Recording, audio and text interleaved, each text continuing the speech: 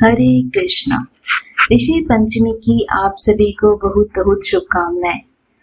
हमारे सनातन धर्म में भाद्रपद मास में पड़ने वाली ऋषि पंचमी की तिथि कोई त्योहार नहीं बल्कि महिलाओं द्वारा सप्त ऋषियों, उनमें महर्षि कश्यप, महर्षि अत्रि, महर्षि भारद्वाज, महर्षि विश्वामित्र, महर्षि गौतम, महर्षि जमदग्नि और महर्षि वशिष्ठ, इनका पूजन किया जाता है क्योंकि इन ऋषियों के नाम से ही सभी प्रकार के पाप कर्म नष्ट हो जाते हैं और यह व्रत धारण करने वाले जाने अनजाने में किए गए पाप कर्म से मुक्ति दिलाने के लिए व्रत किया जाता है। भाद्रपद मास के शुक्ल पक्षी गणेश चतुर्थी के अगले दिन यानी पंचमी तिथि पर ऋषि पंचमी व्रत रखा जाता है, जो कि इस वर्ष 8 सितंबर 2024 दिन रविवार को है। इस दिन सप्त ऋषियों की पूजा करने का विधान है। ऋषि पंचमी के दिन कश्यप ऋषि की जयंती भी मनाई जाती है। एक समय राजा सिद्धार्थ धर्म का अर्थ जानने की इच्छा से ब्रह्मा जी के पास गए और उनके चरणों में शीश नवाकर बोले, हे आदिदेव, आप समस्त धर्मों के प्रवर्तक और गूढ़ धर्मों को जानने वाले हैं। आपके श्रीमुख से धर्म चर्चा श्रवण कर मन को बहुत शांति प्राप्त होती है, भगवान के चरण कमलों में प्रीति बढ़ती है। वैसे तो आपने मुझे कई प्रकार के व्रतों के बारे में उपदेश दिया। अब मैं आपके मुख से इस श्रेष्ठ व्रत को सुनने की अभिलाषा रखता हूँ, जिसके करने से प्राणियों के समस्त पापों का नाश हो जाता है। राजा के वचन को सुनकर ब्रह्मा जी ने कहा, हे श्रेष्ठ, तुम्हारा प्रश्न अति उत्तम और धर्म में प्रीति बढ़ाने वाला है। मैं तुमको समस्त पापों को नष्ट करने वाला सर्वोत्तम व्रत के बारे में बताता हूँ। यह व्रत ऋषि पंचमी के नाम से जाना जाता है। इस व्रत को करने वाले प्राणी अपने समस्त पापों से सहज ही छुटकारा पा लेते हैं।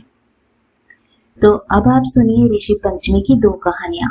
बस आपसे एक अनुरोध करती हूँ कि अगर आपको यह कहानी अच्छी लगे तो प्लीज आप लाइक और सब्सक्राइब अवश्य कीजिएगा। पहली कहानी के अनुसार विदर्भ देश में उत्तंक नामक एक सदाचारी ब्राह्मण रहता था। उसकी पत्नी बड़ी पतिव्रता थी, जिसका नाम सुशीला था। उस ब्राह्मण के पुत्र तथा एक पुत्री, 2 संतान थी। विवाह योग्य होने पर उसके समान कुलशील वर के साथ कन्या का विवाह कर दिया। देव योग से कुछ दिन बाद वह विधवा हो गई। दुखी ब्राह्मण दंपत्ति कन्या सहित गंगा तट पर कुटिया बनाकर ही रहने लगे। एक दिन ब्राह्मण कन्या सो रही थी। उसका शरीर कीड़ों से भर गया।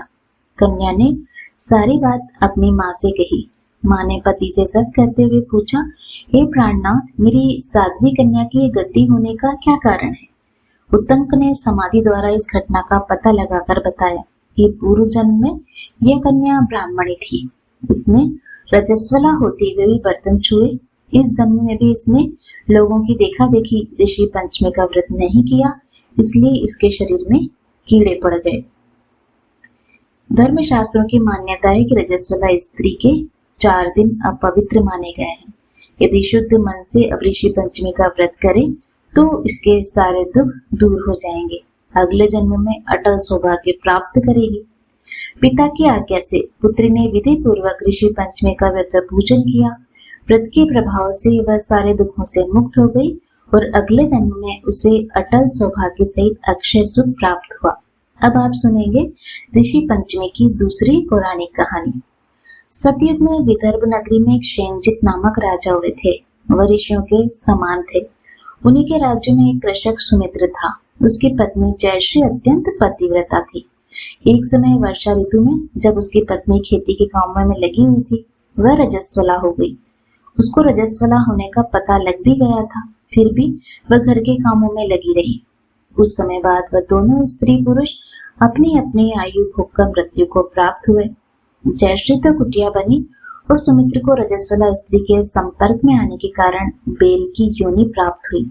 क्योंकि ऋतु दोष के अतिरिक्त इन दोनों का कोई अपराध नहीं था, इसी कारण इन दोनों को अपने पूर्व जन्म का समस्त विवरण याद रहा।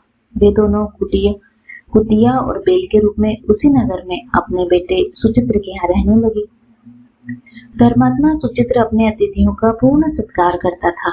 अपने पिता के श्राद्ध के दिन उसने अपने घर ब्राह्मणों को भोजन के लिए कई प्रकार के भोजन बनवाकर बुलाया।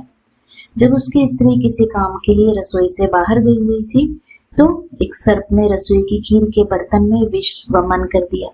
कुतिया के रूप में सुचित्र की माँ कुछ दूर देख रही थी। दूर से देखकर ही पुत्र की बहू के आने पर उसने पुत्र को ब्रह्म हत्या के पाप से बचाने के लिए उस बर्तन में मुंह डाल दिया। सुचित्र की पत्नी चंद्रवती से कुतिया का यह कृत्य देखा नहीं गया। उसने चूल्हे में से जलती लकड़ी निकाली और कुतिया को मारा। बेचारी कुतिया मार खाकर इधर उधर भागने लगी। चौके में जो झूठन आदि बस्ती थी वह सुचित्र की बहू उस कुतिया को डाल देती थी, लेकिन क्रोध के कारण उसने वह भी बाहर फिकवा दी। अब खाने का सामान फिकवा कर बर्तन साफ करके दोबारा खाना बनाकर ब्राह्मणों को भोजन कराया। रात्रि के समय भूख से व्याकुल वह कुतिया बेल के रूप में रहे अपने पूर्व पति के पास आकर बोली, है स्वामी, आज तो मैं भूख से मरी जा रही हूँ। वैसे तो मेरा पुत्र मुझे रोज खाने को देता था, लेकिन आज मुझे कुछ नहीं मिला। सांप के विष वाले खीर के बर्तन को ब्रह्म हत्या के भय से छूकर उनके न खाने योग्य कर दिया था। इसी कारण उसकी बहू ने मुझे मारा और खाने को भी कुछ नहीं दिया। तब वह बेल बोला, हे बद्रे, तेरे पापों के कारण तो मैं इस योनि में आ पड़ा हूँ। आज बोझा ढोते ढोते मेरी कमर टूट गई।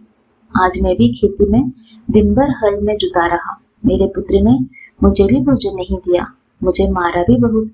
मुझे इस प्रकार कष्ट देकर उसने इस श्राद्ध को ही निष्फल कर दिया। अपने माता पिता की इन बातों को सुचित्र सुन रहा था। उसने उसी समय दोनों को भरपेट भोजन कराया, फिर उसके दुख से दुखी होकर वन की ओर चला गया।